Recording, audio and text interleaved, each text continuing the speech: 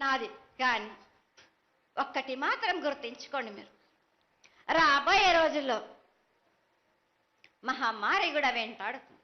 మీరు మాత్రం జాగ్రత్తగా ఉండండి. మీరు పాటించవలసినవి పాటించండి. అగ్ని ప్రమాదాలు కూడా జరుగుతాయి. వీటి గురించి కూడా తప్పనిసరిగా ముందే హెచ్చరిస్తున్నా నేను.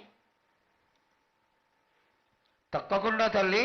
అదే విధంగా పోయిన సంవత్సరం నువ్వు చెక్కినట్టుగా వర్షాలు చాలా చక్కగా కొడతాయి. కాడికొండలు సస్యవృద్ధి చాలా బాగుంటుంది అని తెలియజేశావు.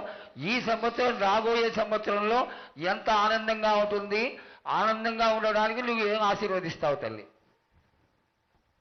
ఈ ఏడు వర్షాలు తప్పగా కురుస్తాయి. పాడి పంటలు కూడా సమృద్ధిలా ఉండే చూసే భారం నాది. మీరు మాత్రం 5 వారాలు నాకు పప్పు బెల్లం పలహారాలతోటి కాదు, నాకు ఎట్టి విధంగా నాకు ఈ జాతర జరిపించారు. నాకు అట్టి విధంగా నాకు కొల్లారి నుంచి బాల బచ్చల దగ్గర నుంచి నా ముందుకొచ్చి నాకు కడివడి సాకబోసి నాకు పసుపు కుంకులముతోటి నన్ను ఆనందపరచండి. నాకు సంతోషంగా ఆనందంగా అందుకొని మీరు కోరిందల్లా కొంగు బంగారం చేసే మహంకాళిని నేను. అమ్మా, నువ్వు ఆ ఈశ్వరుడికి చెంగడి నీళ్ళు ఎంత సంతోషమో ఆ విధంగా సంతోషమైనటువంటి తల్లివి కాబట్టి నీకు ప్రతి ఒక్క ఇంటి నుంచి శాఖలు సమర్పించడం ఎంత గొప్ప విశేషం తల్లి. నిరాడంబరతకి ఇది నీ యొక్క గొప్పతనం తల్లి. నువ్వు కేవలం ఇంత తీయటి భోజనం పెట్టి ఒక చెంగుడు శాఖకు వస్తే ఆనందించి రోగాలని వ్యాధులని అన్నింటినీ కాపాడుతావు కాబట్టే నీకు సేవ చేసుకుంటున్నాను తల్లి.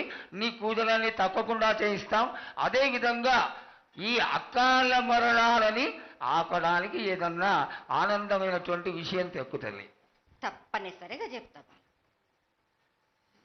ఈ ఏడు నాకు నా రూపాన్ని నిలబెట్టేసరికి నాకు మాత్రం రక్తం చూపియండి. నాకు రక్తం చూపించకపోతే నేను మాత్రం ఊరుకోను. వాళ్ళకి కొల్లారే కాదు, గ్రామం మొత్తం సంచారం చేస్తాను.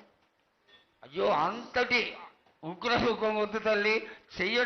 చేయించడానికి పెద్దలందరూ నిన్న కూడా ఒక చిన్న చర్చ జరిగింది. అయినంత తొందరలో నీకు అది ఎవరాపినా గాని నేను మాత్రం ఆగను బాలక. ఇది వరకు నేను సంతోషంగా ఆనందంగా అందుకుంటా. ప్రాణానికి మాత్రం నష్టం జరిపించను గాని రక్తం మాత్రం తప్పనిసరిగా చూపిస్తాను.